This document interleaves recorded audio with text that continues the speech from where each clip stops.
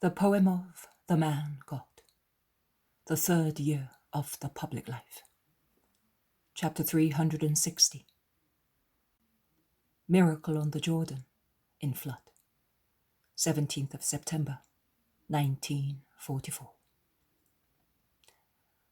At last I can write what has kept my mental sight and hearing busy as from early dawn this morning, making me suffer from the strain in hearing the noise of worldly matters from outside and in the house, while I must see and hear the things of God, and making me impatient of everything different from what my spirit sees. How much patience is required, not to lose my patience while waiting for the moment to say to Jesus, "Here I am, now you can go on." Because I have said so many times, and I will repeat it, when I cannot continue or begin to write what I see, the scene stops at the very beginning, or when I am interrupted, and is resumed again when I am free to follow it. I think that God wants that, so that I may not omit any detail, or make even a slight error, what might happen if I had to write some time after seeing. I can assure you in all conscience that what I write, because I see or hear it, I do write it while seeing or hearing. So here is what I have been seeing as from this morning, and my internal warner tells me that it is the beginning of a beautiful long vision. In very stormy weather, Jesus is walking along a very muddy country road. The road is a little river of yellowish sticky mud, which splashes at each step, is as slippery as soft soap, sticks to sandals. It sucks them like a sucker, and at the same time it slips under them, making it thus most painful to walk. It must have rained continuously during those days, and the sky promises more rain, covered as it is with dark, low clouds, blown by sirocco or northeast winds, which make the air so heavy that it tastes, in one's mouth, sickly sweet, like a sweetish coating. No relief is brought by the wind that blows, bending grass and branches, then stops, and everything becomes heavily immobile in the stormy sultriness. Now and again a huge cloud bursts, and large warm drops, which seem to be coming from a hot shower, reach the ground, forming bubbles in the mud that splashes garments and legs even more. Although Jesus and his apostles have pulled up their tunics, bagging them at their waists with the cords used as belts, the lower part of their tunic is completely splashed with mud, which is damp at the bottom but almost dry higher up. The mantles also, which they carry as high as possible, and are folded in two, both to keep them clean and to have double protection against the short but heavy showers, are completely soiled. On their feet and their legs, up to half their shins, they seem to be wearing thick, coarse woolen stockings. It is instead mud encrusted on them. So far, the beginning. It now continues. The disciples complain a little of the weather and of the road, and we may as well say so of the Master's not very healthy liking for going about in such weather. Jesus does not seem to hear, but he does, and 2 or 3 times he turns slightly round. They are walking in single file to keep to the left-hand side of the road, which is a little higher than the right-hand side, and thus not so muddy, to look at them. But he does not say anything. The last time it was the oldest of the disciples who said, "Oh, poor me, with all this dampness that is drying on me, I am going to be tortured by pain. I am old. I am no longer 30 years old." And Matthew grumbles too. "And what about me? I was not used to this. When it rained at Capernaum, and you know very well, Peter, I did not go out. I put servants at the tax bench, and they brought me the people who had to pay. I organized a proper service for that. Of course, who would venture to go out in nasty weather? Only a melancholy fellow, but no one else. Markets and marches are done in good weather." "Be quiet, because he will hear you," says John. "No, he will not hear us. He's thinking, and when he thinks, we practically do not exist," says Thomas.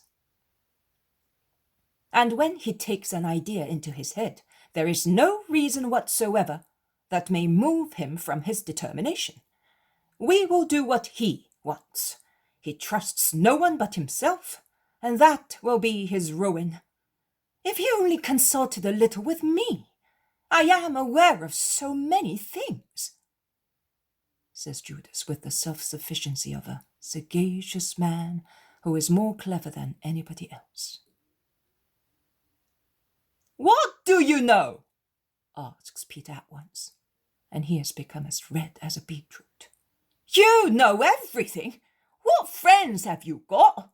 Are you perhaps a great man in Israel? Away you go! You're a poor man like me and the others, a little more handsome. The handsomeness of youth is a flower that lasts one day. I was handsome too." A hearty laugh of John clears the atmosphere. Also the others laugh and joke at Peter's wrinkles, at his legs, which are wide apart like the legs of every sailor, at his goggle eyes reddened by the winds of the lake. "You may laugh, but it is so. In any case, do not interrupt me. Tell me, Judas, what friends have you got? What do you know? If you know what you want us to believe that you know, you must have friends among Jesus' enemies. And who has friends among enemies is a traitor. Hey, boy, be careful. If your handsomeness matters to you, because if it is true that I am no longer handsome, it is also true that I am still strong, and I would have no difficulty in giving you a thrashing," says Peter. "What a manner of speaking! The language of a rude fisherman," says Judas with the contempt of an offended prince. "Yes, sir, and I am proud of it. A fisherman, but as sincere as my lake, which, if it is going to be stormy, does not say I'll be dead calm, but it stirs and puts such clouds as witnesses in the vault of heaven, that if one is not a fool or drunk, one realizes its meaning and acts accordingly. You look like this mud that seems to be hard, but look," and with a sudden jerk of his feet, he splashes the mud up to the chin of the handsome Iscariot. "Peter, your manners are disgusting. The Master's words on charity have a lovely effect on you. The same applies to you with regard to his words on humility and sincerity. Come on, spit it out. What do you know? Is it true that you know? Or do you give yourself airs to make people believe that you have powerful friends? You are a poor worm." "I know what I know, and I am not to tell you a start to brawl, which you, being a Galilean, would like. I would repeat that if the Master were less obstinate, it would be much better, and he ought to be less violent. People get tired of being offended." "Violent? If he were, he should throw you into the river at once. He should make you fly over those trees. You would thus wash off the mud that soils your profile. I wish it would help to wash your heart, which, if I'm not mistaken, is more crusty than my muddy legs." As Peter, in fact, is hairy and short, his legs are very muddy. Both his and Matthew's legs seem to be made of clay, up to their knees. "Will you stop it?" says Matthew. John, who has noticed that Jesus has slackened his pace, suspects that he may have heard, and quickening his pace, he overtakes 2 or 3 companions. He reaches Jesus, and walking beside him, he calls him, "Master," very gently, as usual, and with a loving glance. Looking up at him, as he is shorter and also because he is in the middle of the road, beyond the little rising of the ground, on which, They are all walking. "Oh, John, you have reached me," says Jesus, smiling at him. John, studying his face with love and anxiety to find out whether he has heard, replies, "Yes, my dear master. Do you want me?" "I always want you. I would like all of you with hearts like yours. But if you continue to walk where you are, you will get drenched." "It does not matter, master. Nothing matters, as long as I am near you." "Do you always want to be with me? Do you not think that I am imprudent and I may cause trouble to you as well? Do you not feel offended because I do not listen to your advice?" "Oh, master, so you have heard?" John is dismayed. "I heard everything, from the very first words. But do not be upset about that. None of you is perfect. I knew since I chose you, and I do not expect any of you to become perfect rapidly. You will all have to change from wild to domestic beings by means of 2 grafts." "Which ones, master?"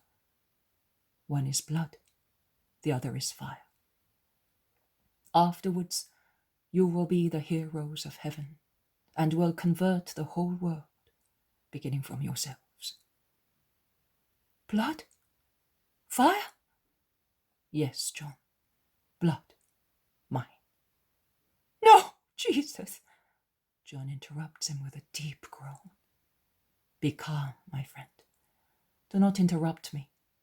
Be the first to listen to this truth, because you deserve it. The blood is mine, you already know. That is why I came. I am the Redeemer. Think of the prophets.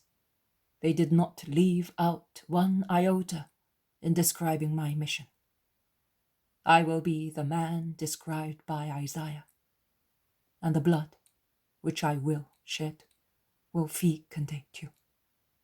But I will not confine myself to that. You are so imperfect and weak, dull and timorous, that I, sitting gloriously beside the Father, will send you the fire, the strength that proceeds from my being through generation by the Father, and that binds the Father and the Son in an indissoluble ring, making 3 of 1. The thought, the blood, the love. When the Spirit of God, nay, the Spirit of the Spirit of God, the perfection of divine perfections, will come to you, you will no longer be as you are, but you will be new, powerful, holy. But for one of you, blood and fire will be of no avail, because blood will have for him the power of damnation, and he will forever know another fire, in which he will burn, belching blood and swallowing blood, because he will see blood everywhere he lays his material or spiritual eyes, having betrayed the blood of God. "Oh, Master, who is it?" You will know one day. For the time being, forget about it. And for the sake of charity, do not even endeavor to inquire into it. Investigation presupposes suspicion. You must not suspect your brothers, because suspicion is already lack of charity. "I will be satisfied if you assure me that neither James nor I will betray you." "Oh, not you, nor James. You are my comfort, my good John." And Jesus lays an arm on his shoulders, draws him to himself, and they walk thus together. They are silent for some time. The others are also quiet. Only the shuffling of their feet in the mire can be heard. They then hear another noise. It is a rustling, gurgling noise, I would say the deep snoring of a person affected by catarrh. It is a monotonous grumbling, interrupted now and again by light crashes. "Can you hear that?" says Jesus. "The river is close at hand." "But we will not arrive at the ford before night. It will soon be dark." "We will sleep in a hut somewhere, and we will cross the river tomorrow. I would have liked to arrive there earlier, because the flood is increasing hourly. Listen, the reeds on the banks are breaking under the pressure of the swollen water." "They kept you so long in those villages of the Decapolis. We said to the sick people the next time, but—" "Who is ill wants to be cured, John. And he who pities them cures them at once, John. It does not matter. We will cross over just the same. I want to do the other side before going back to Jerusalem for Pentecost." They become silent once again. It gets dark very quickly, as is usual on wet days. It becomes more and more difficult to walk in the deepening twilight. The trees along the road also increase the darkness with their foliage. "Let us cross to the other side of the road. We are now very close to the ford. We will look for a hut." They cross over and are followed by the others. They cross a little muddy ditch with more mud than water, which flows gurgling into the river. They almost grope their way among the trees, making for the river, the noise of which is becoming louder and louder. A first moonbeam pierces the clouds.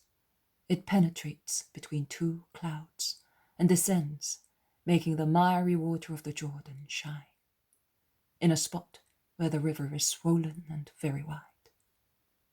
If my reckoning is correct, the river is about 50-60 meters wide.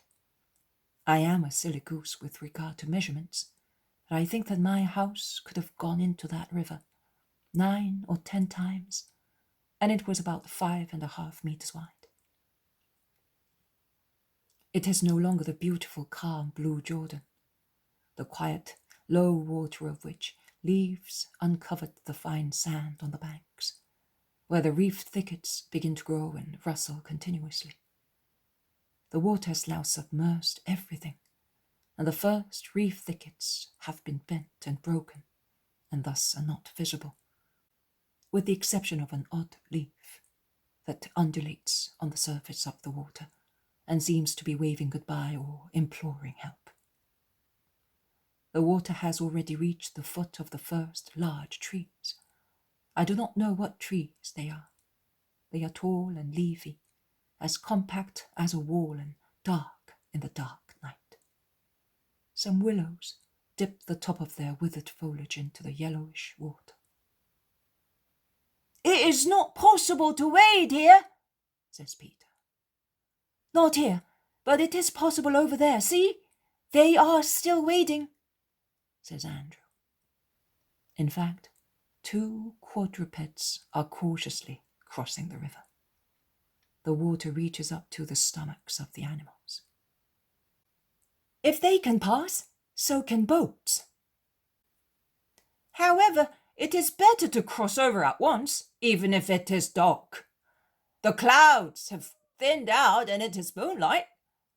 Do not let us miss the opportunity. Let us look for a boat." And Peter utters 3 times a long, moaning cry. "Hey!" There is no reply. "Let us go down, right down to the ford. Micaiah and his sons must be there. This is his best season. He will take us across." They walk as fast as they can on the little path along the river, which almost laps on it. "But is that not a woman?" says Jesus, looking at the 2 people who have already crossed the river on horseback and are now standing on the path. "A woman?" Peter and the others cannot see or tell whether the person in dark clothes, who has dismounted and is now waiting, is a man or a woman. Yes, it is a woman. It's Mary. Look now that she is in the moonbeam. You are lucky that you can see. Blessed be your eyes. It is Mary. What will she be wanting? And Jesus shouts, Mary! Rabboni, is it you? Praised be God that I have found you. And Mary runs as fast as a gazelle towards Jesus. I do not know how she does not stumble on the uneven road. She drops her heavy mantle and is now coming forward with her veil and light mantle held tight against her dark dress. When she reaches Jesus, she drops at his feet without worrying about the mud. She's panting, but happy. She repeats, Glory be to God who made me find you. Why, Mary, what is happening? Were you not at Bethany? I was at Bethany with your mother and the women, as you told us. But I came to meet you. Lazarus was not able to come because he's suffering too much. So I came with a servant. You are about all alone, with a boy in this weather. Oh, Rabboni, you are not going to tell me that you think I was afraid. I was not afraid to do so much evil. I am not afraid now to do something good. So why did you come? To tell you not to cross over. They are waiting for you on the other side to injure you. I found out. I was told by one of the Herodians who once loved me. Whether he told me out of love still or out of hatred, I do not know. I know that the other day he saw me through the gate and he said to me, You silly Mary, are you waiting for your master? You are doing the right thing, because it will be the last time. In fact, as soon as he crosses the river and comes into Judea, he will be captured. Look at him carefully and then run away, because it is not wise to be near him now. Then you can imagine how anxiously I inquired. You know, I know many people, and even if they say that I am mad or possessed, they still speak to me. And I found out that it is true. Then I took 2 horses and I came without saying anything to your mother, not to worry her. Go back at once, master. If they find out that you are here, beyond the Jordan, they will come here. Herod also is looking for you, and you are too close to Machaerus now. Go away, for pity's sake, master. Do not weep, Mary. I am afraid, master. What? You afraid? No, you have been so brave as to cross the river in flood by night. But that is a river, whereas those are men, and they are your enemies, and they hate you. I am afraid of their hatred for you, because I love you, master. Do not be afraid. They will not get me as yet. It is not my hour. Even if they placed many formations of soldiers along all the roads, they would not capture me. It is not my hour. But I will do as you wish. I will go back.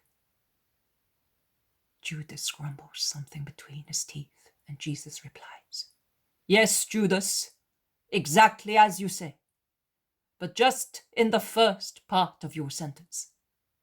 I am listening to her, of course I am, but not because she is a woman, as you are insinuating, but because she is the one who has made most progress in love. Mary, go home while you can. I will go back and cross over, wherever I can, and I will go to Galilee. Come with my mother and the other women to Cana, to Susanna's house. I will tell you there what there is to be done. Go in peace, and may you be blessed. God is with you. Jesus lays his hand on her head, blessing her. Mary takes Jesus' hands, kisses them, stands up, and then goes back. Jesus watches her go away. He sees her pick her heavy mantle and put it on. She then reaches her horse, mounts it, and goes to the ford and crosses over. "And now let us go," he says. "I wanted to let you rest, but I cannot. I have your safety at heart, although Judas thinks otherwise. And believe me, if you should fall into the hands of my enemies, that would do your health more harm than water and mud." They all lower their heads as they understand the implied reproach given in reply to their previous conversation. They walk all night in changeable weather, in fitful showers. At a lurid dawn, they find themselves near a very poor village, the muddy houses of which are lying close to the river. The river is a little narrower than at the ford. Some boats have been beached as far as the houses to protect them from the flood. Peter utters his cry. "Hey!" A vigorous elderly man comes out of a hovel. "What do you want?" "Boats to cross over." "Impossible. The flood is too dangerous. The current." "Hey, you! Are you telling me? I am a fisherman of Galilee. The sea is one thing, but this is a river. I do not want to lose my boat. In any case, I have but one and you are many." "You liar! Are you telling me that you have one boat only? May I go blind if I am lying. Watch that you may really go blind. This is the rabbi from Galilee, who gives sight to blind people, and who can satisfy you by making you go blind." "Oh, mercy, the rabbi. Forgive me, Rabboni." "Yes, I do. But you should never tell lies. God loves sincere people. Why say that you have but one boat, when the whole village can give you the lie? To lie and to be found out is too severe a humiliation for man. Will you give me your boats?" "All of them, master." "How many do we need, Peter?" "In normal conditions, 2 would be enough. But with the river in flood, it is more difficult to maneuver them, and we need 3. "Take them, fisherman. But how will I get them back?" "Come in one of them. Have you no sons?" "I have 1 son, 2 sons-in-law, and some grandchildren." 2 in each boat are enough to bring them back." "Let us go." The man calls the others, and with the help of Peter, Andrew, James, and John, they push the boats into the water. The current is strong and threatens to drag them away. The ropes holding them to the closest tree trunks are as taut as bows and creaks under the stress. Peter looks. He looks at the boats, at the river, and shakes his head. He ruffles his grey hair with one hand and casts an inquisitive glance at Jesus. "Are you afraid, Peter?" "Well, almost." "Be not afraid. Have faith. And you too, man. He who carries God and his messengers must not be afraid. Let us get into the boats. I will go into the first one." The owner of the boats makes a gesture of resignation.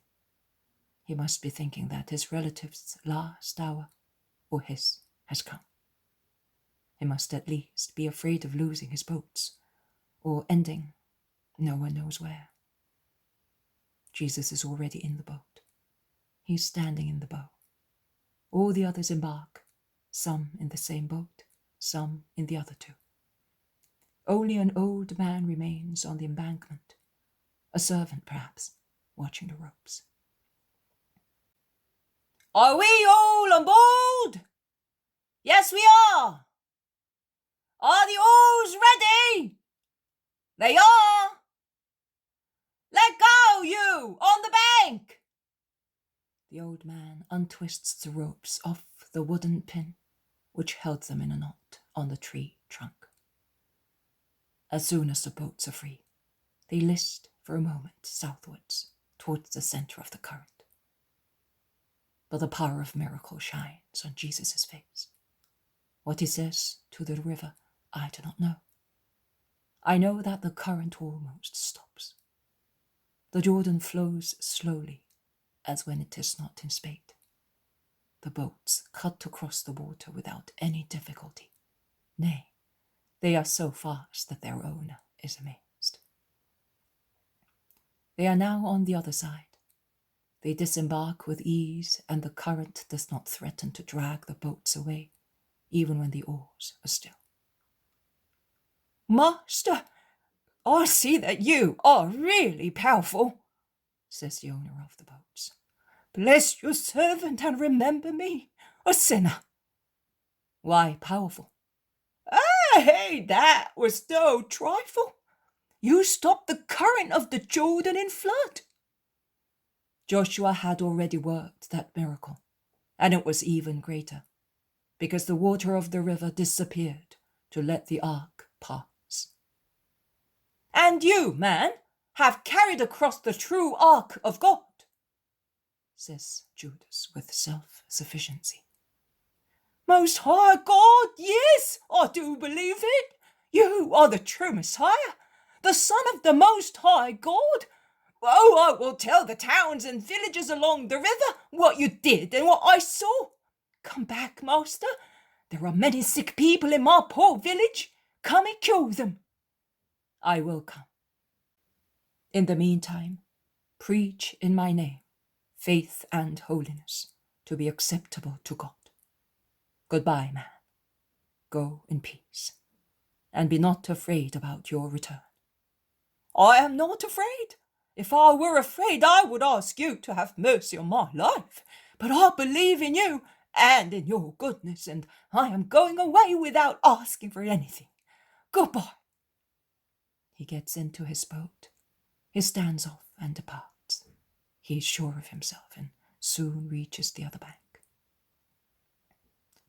Jesus, who has remained still until he sees him on the other bank, makes a gesture of blessing. He then withdraws towards the road. The river resumes its vorticose flowing, and it all ends thus.